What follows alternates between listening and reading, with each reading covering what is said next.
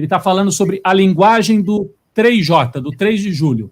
Então, a avaliação do Fábio com esse gráfico que está aqui. A avaliação dele. Pela manhã, as manifestações mostraram as suas territorialidades, com o Rio de Janeiro no centro, porque foi a maior, né? Então, o Rio de Janeiro ocupou muito espaço na rede.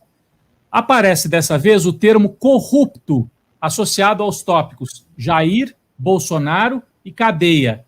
Portanto, é incorporado ao repertório do ciclo de luta antibolsonarista o tema da corrupção. Eu achei isso aqui muito importante quando eu li na sua análise, Fábio, e bate com o que nós vimos nas ruas. Fotografias, as pessoas falando do genocídio e falando também da corrupção. Então, eu queria a sua análise, se você pudesse desenvolver um pouco mais essa ideia de que agora a corrupção, Bolsonaro ladrão, Bolsonaro corrupto, isso está na boca do povo, nas redes e nas ruas, me parece, né? Eu acho que é um elemento novo desse 3 de junho, né? Teve julho, né? Do 3J, né? Que é o rebatimento de tudo que aconteceu, sobretudo nos últimos 10 dias, né? Na CPI, né? Da pandemia, na CPI da Covid, e todos os escândalos que começaram a repercutir muito fortemente nas redes acabaram que trouxeram para as manifestações esse vocábulo, né? Ou seja, essas palavras, né? Então, essa temática, que é uma temática que estava muito sedimentado nos grupos políticos mais à direita ou mais à extrema direita, né?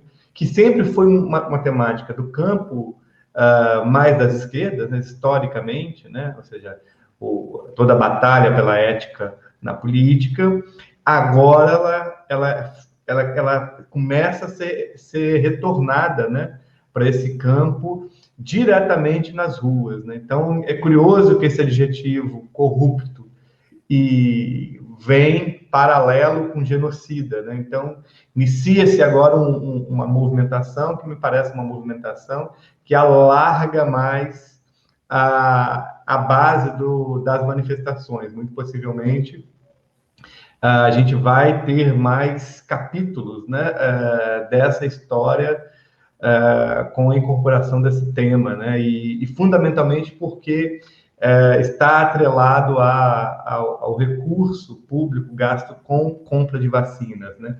E vacina salva vida, né? Então, tem uma relação, numa espécie de ciclo de entendimento de que essa corrupção é uma corrupção que está diretamente relacionada com essa materialidade, né? Que é a nossa vida, né?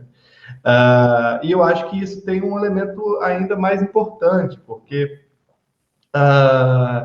de certa maneira, o governo Bolsonaro ele se alicerça muito nessa defesa, né, de que não é um governo corrupto. Então, há uma trinca no governo, né, e essa trinca ela começou a ser feita, sobretudo, mais fortemente. Já era, se a gente pensar em todos os casos dos filhos e etc., mas agora, especialmente, ganhou muito mais intensidade, muito mais viralidade, né? E quando vai para a rua com as histórias das pessoas, né? Ou seja, o dinheiro supostamente gasto com recurso público que seria para comprar vacina e foi, né, utilizado de maneira imprópria, digamos assim, né? De certa maneira, é questionado continuamente nas ruas. Então, é um tema muito forte de hoje, né? Muito forte mesmo. Daiane, já vou te passar, eu queria só... A gente mostrou aqui o gráfico, né? O grafo, né? Das redes que o Malini faz, costumeiramente, né? Na Universidade Federal do Espírito Santo. Mas olha só que isso aparece também, Malini, nas fotografias. Eu queria compartilhar como isso dialoga com o que nós vimos na rua hoje. Então tá aqui, ó, Brasil de Fato, vou trazer algumas fotografias feitas na Paulista. Então aí tem acabou Sonaro, e aí olha o que vem, a propina já levou 500 mil vidas, fora genocida, então associando a propina ao genocida, né, a corrupção e ao genocida. Mais uma, a sua vida vale $1, então o dólar circulando virou um símbolo, em alguns casos manchado de sangue. Então, dialogando com isso tudo que o Malini estava falando, e aqui vacina no braço, comida no prato, fora Bolsonaro, são apenas alguns exemplos de São Paulo, mas isso estava no Brasil inteiro, né, Daiane, pelo que a gente pôde observar. Verdade. Professora, eu queria entender um pouco mais esse aspecto das redes e que peso ele tem, de fato, no conjunto. O Bolsonaro, nas pesquisas, continua ali com os seus 30%, sempre muito estável, né? Dificilmente cai para menos que isso. Então, esses 30% aparece forte. O Bolsonaro, nas redes, começou a perder seguidores, e foi justamente a partir do início da CPI e da questão das vacinas, a discussão sobre as vacinas. E aí ele mudou o discurso. Os seus aliados também mudaram esse discurso nas redes, dizendo que vacina era uma prioridade do governo e tal, e depois ele volta fazendo aquele discurso completamente torto. Nas redes, por que isso ainda tem esse efeito? Ou seja, o Bolsonaro ele fala uma coisa, diz outra, desmente, depois mente de novo sobre aquilo que ele falou, mas as redes continuam mantendo esse círculo, né, que ele acaba sustentando esses 30%.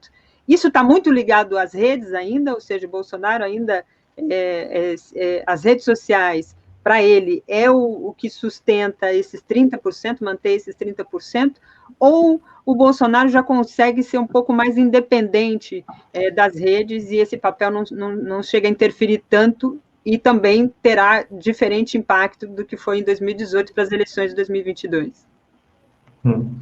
Eu acho que o Bolsonaro ele é um político que ele tem uma complexidade, e essa complexidade também é territorializada, né?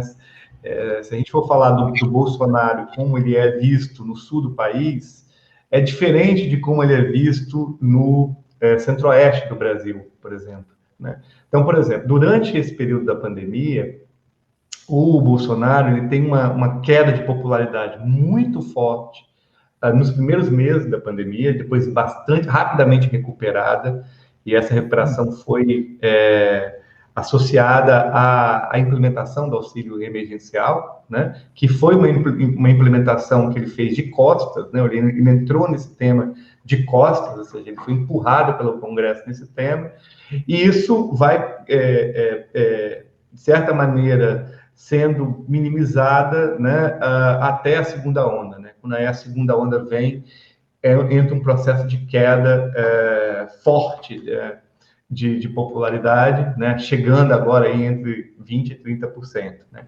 A explicação para essa resiliência dele, se a gente pensar nessa resiliência dele, é que ele tem uma base tanto online quanto offline, ou seja, o online refletindo um pouco mais esse sentimento de uma base muito radicalizada.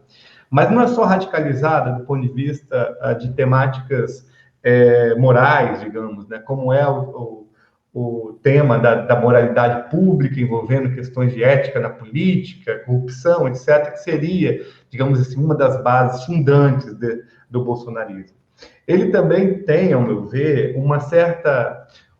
ainda um conjunto muito grande de eleitores que tem um tipo de pensamento, que é um pensamento que articula, por um lado, uma dinâmica racista, né?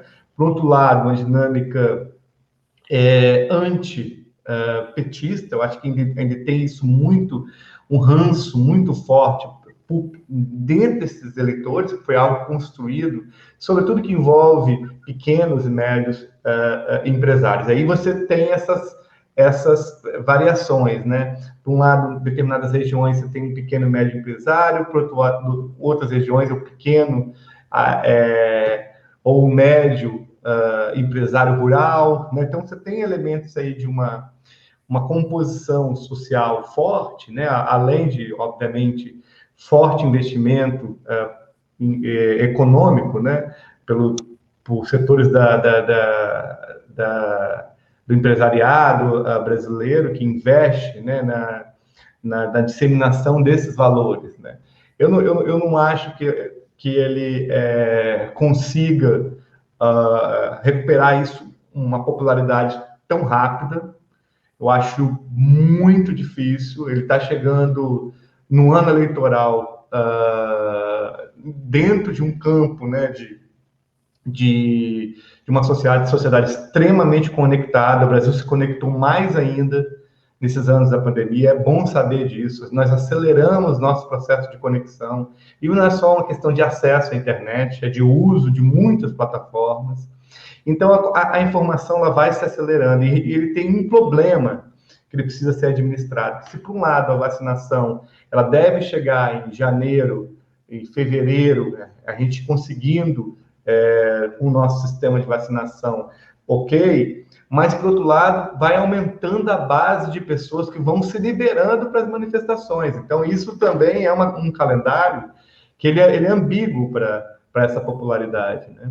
Então, isso significa o quê? Significa que nas redes, as pessoas que estão em casa nesse momento, elas são vetores de indignação. Ou seja, sem o chamado ativista do sofá, as pessoas que comentam, as pessoas que conversam, que compartilham no WhatsApp, no Telegram, em tantas plataformas, essas manifestações de rua não têm impacto na rede.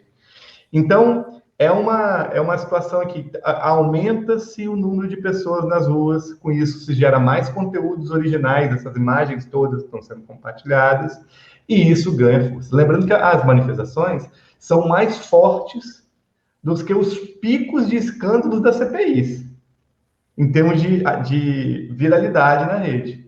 Ou seja, as manifestações bombam mais do que a CPI, é isso que você está dizendo? Sim. Interessante saber isso, hein, Daiane? Por conta disso, por conta de conteúdo original.